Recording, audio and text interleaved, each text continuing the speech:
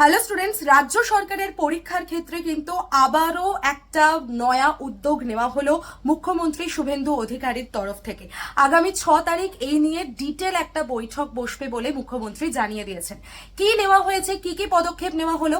Number 1, দুর্নীতি কমানোর জন্য, স্বচ্ছ নিয়োগ প্রক্রিয়া বজায় রাখার জন্য ইন্টারভিউতে তো নাম্বার কমিয়েই দেওয়া হয়েছিল এবং সেই জায়গায় রিটেন এক্সামে নাম্বার বাড়ানোর কথা বলা হয়েছিল। এখন শিক্ষা দপ্তরে নিয়োগ, অর্থাৎ যেটা এত বছর বন্ধ ছিল, সেই শিক্ষা দপ্তরেও যে নিয়োগ হবে সেটার কথাও কিন্তু জানিয়ে দিলেন স্পষ্ট মুখ্যমন্ত্রী।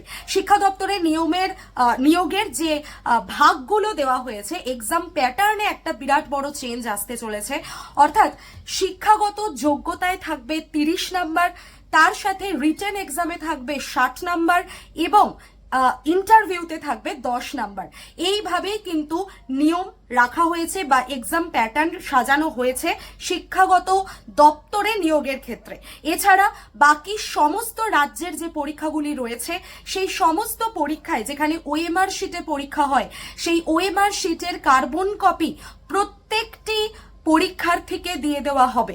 অর্থাৎ যাতে কোনো ম্যানিপুলেশন বা কোনো রকম কোনো স্বচ্ছতার অভাব যাতে না হয়, তার জন্যই কিন্তু এরকম পদক্ষেপ নেওয়া হয়েছে এবং এটাকে অবশ্যই সাধুবাদ জানাতে হয়।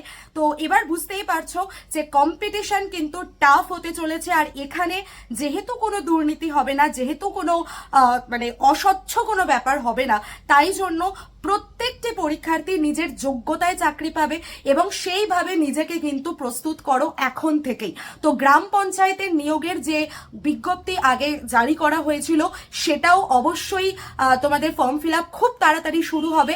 তো তার জন্য তোমরা কিন্তু এখন থেকেই প্রস্তুতি শুরু করে দিতে পারো। 25 তারিখ থেকে আমাদের গ্রাম পঞ্চায়েতের মিশন পঞ্চায়েত ব্যাচ স্টার্ট হচ্ছে। এছাড়া WBPSC মিসলেনিয়াসের জন্য যারা অ্যাডমিশন নিতে চাইছো, তারাও কিন্তু 9804735443 এই নাম্বারে হোয়াটসঅ্যাপে জাস্ট একটা হাই লিখে পাঠিয়ে হোয়াটসঅ্যাপ গ্রুপে আমার জয়েন করে যাও। আমি ওখানেই তোমাদের বাকি সমস্ত ডিটেল জানিয়ে দেবো। চলো, অল দ্য বেস্ট সকলকে।